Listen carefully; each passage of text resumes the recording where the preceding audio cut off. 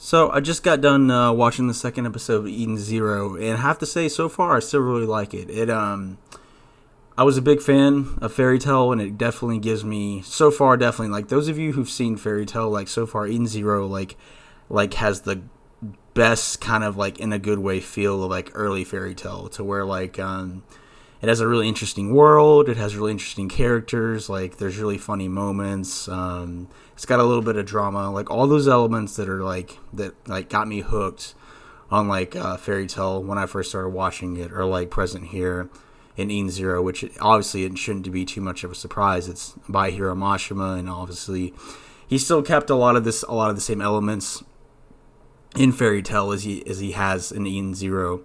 So it kind of starts off where they were last time. They're headed to Blue Garden, which is like the adventure planet. I gotta say, I love this ship. It's like this giant, derpy looking fish, which I guess Rebecca just had the ship designed after something that Happy would we I guess want. She kind of explains to Shiki like when he's on board like their version of like Space YouTube. It's like you record in like cubes instead of it's really weird. It's like, oh yeah, but you record in like these little cubes, and like Shiki tries to take a look at the good. She's like, oh well, if you try to look at like the naughty bits, like it just automatically changes the angle, which I guess that makes sense to a certain degree. So they're headed to like this planet called Blue Garden. Obviously, keeping a lot of the Fairy Tale themes here. It's an adventure planet, so like being an adventurer kind of gives you like a passport basically to like go to all these other different planets.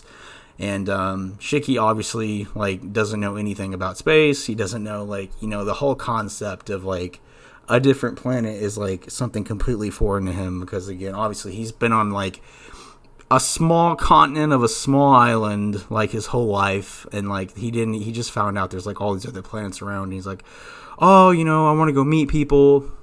And of course, so Rebecca takes him because she wants him to be the bodyguard. Well, she says that, but we find out like Rebecca does not need a bodyguard, but like Shiki would probably be someone you want with you because his ability to use the ether, which is like I guess their version of like magic.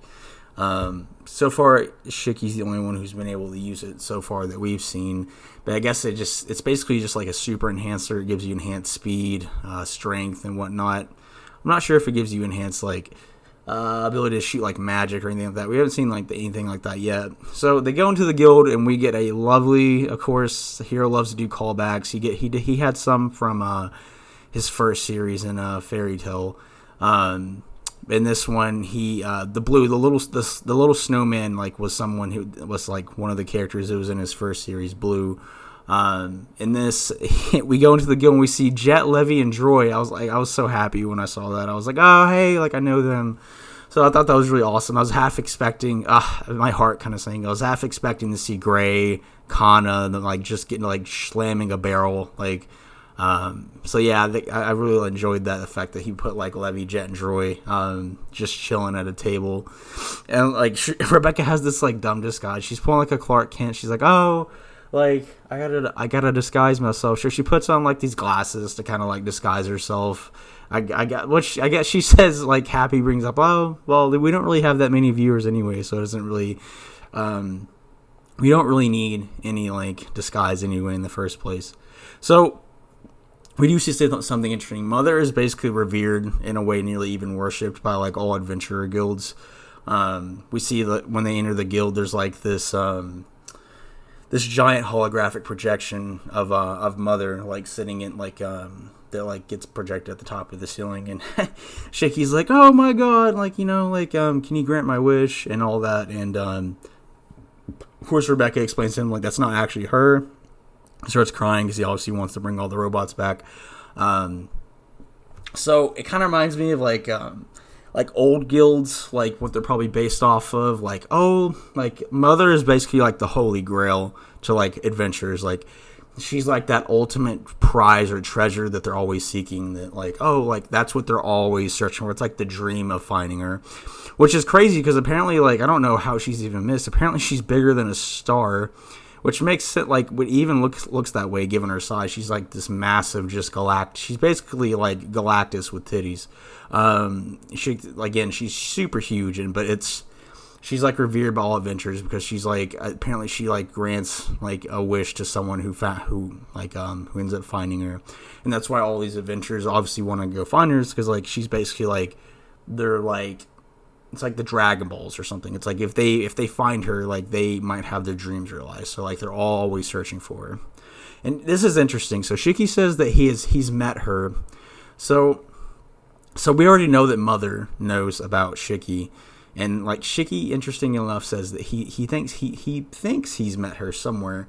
And I think at the end of episode 1, will he be a hero? We end up being a Demon King. So I'm gonna discuss some like possible like origins here. I think that Shiki is like some like I don't know, maybe like some ancient like being or something, or maybe there's something about his birth with we already know that with his ether that gives him an immense power. But he could become the next Demon King. He might be. So it'd be interesting to see if he has some kind of like dark or kind of evil side to him that hasn't awakened, which isn't in Shonen. You see it with Black Clover. You see it. Attempted to see it with Fairy Tail with D&D, but never really came to manifest. But I could see like him having some like nefarious kind of beginnings to where he probably has like access to some dark energy or something along the lines where he has the potential to go down a bad route. I could definitely see that. So interesting enough, Happy, like he gets catnapped basically, and they talk about, so he's from Exceed. So those of you who've seen Fairy Tail, like I think it was the fourth arc.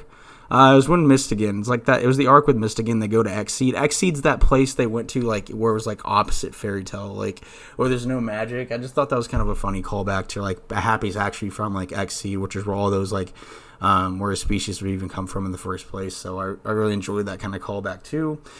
We find out like the tragic backstory about Happy and Rebecca. So Happy used to be like a normal cat. Like, well, I don't know if normal would be a word, but Happy used to be Happy as we know him, like the talking, sentient like cat.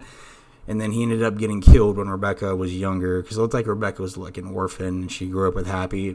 You find out kind of the tragic backstory that like a truck accident, shocker, probably real Happy probably got isekai'd into another Hiro Mashima series again, so be on the lookout for that one. Next one is actually Truck-kun.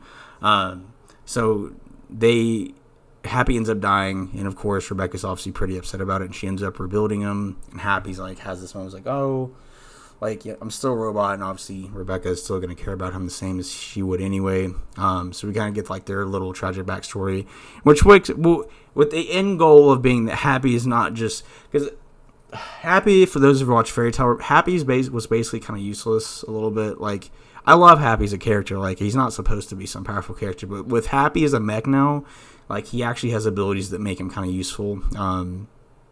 In like a kind of a bad situation, we see Rebecca go full Overwatch and they go full Reaper mode, and they hit the ult, and she's basically like a mix of Reaper and Tracer when she gets like the guns, and she just starts blasting all the different like the criminals and everything. I really love that moment.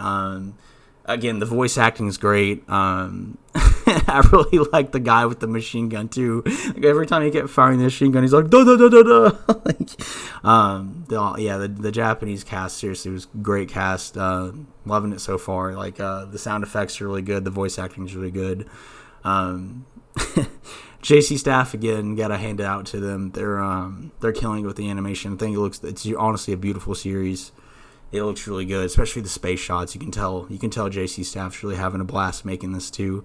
I love the outro and the intro too. The outro especially is like exact like Fairy Tail outros that we used to have. I remember like the little chibi bits at the end with all the characters. You see Mother, Rebecca, Happy, and definitely reminds me a lot of Fairy Tail. And of course at the end we see LZ Crimson, which looks like Spacers, so it'll be interesting to see what her character is kind of like too. I'm half expecting Gray to just pop up out of nowhere at any pants too, but I don't mean that in like a derogatory sense. Like I'm really liking it so far. I'm happy that I guess Spacers like is kind of back, LZ Crimson, but we don't know. She might be a bad guy, but she seems kind of aware of Shiki's existence, and she looks like she's like a space pirate so far. overall, again, I really enjoy the series so far.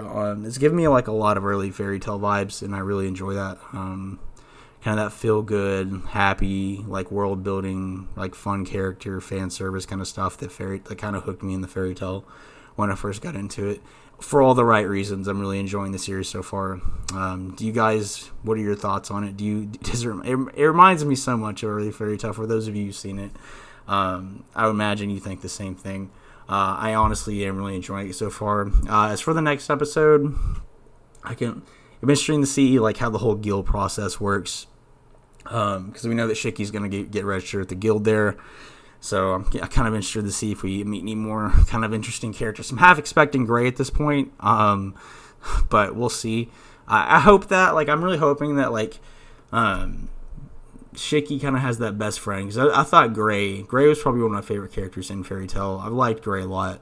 I thought he had a really good arc. And I hope that, like, Hiro kind of keeps it up in this one where he has, like, a best friend kind of to the character. So I'm really excited to see what's going to happen with that, because I'm really liking it so far. I just hope that some more characters get added to the group, because I'm really enjoying it so far. That's all I got for this one. I'll probably watch the third episode probably in the next couple of days, and I'll pop up a review of that one too. But I'm really enjoying it so far. There's not really much that's airing right now that I really care about to watch or review. There is a show that comes out in like October about an assassin that gets isekai'd that I'm interested in watching. I forget what it's called, but Crunchyroll's promoting it heavily. So I'm definitely going to review that one, but I'm just reviewing this in the meantime. I'm going to continue to review this whole series. I honestly really am enjoying it. It's just kind of a shame it's kind of on Netflix, though. I feel like it'd be bigger and more popular. I mean, this is already like an old argument, but an old point, but it's like, I feel like it just works better when it's released episodically instead of just dropped as a whole season. I'm not really a fan of that kind of stuff, but that's besides the point. That's like the super smallest qualm. I'm really enjoying it so far, and I can't wait to review the next one. Really enjoyed this one. Early Fairy Tail vibes they're really drawing me in. Let me know what you thought of it below, guys, and I will upload probably in the next 3 to 4 days, and I can't wait to do that soon. All right, I'll talk to you guys later.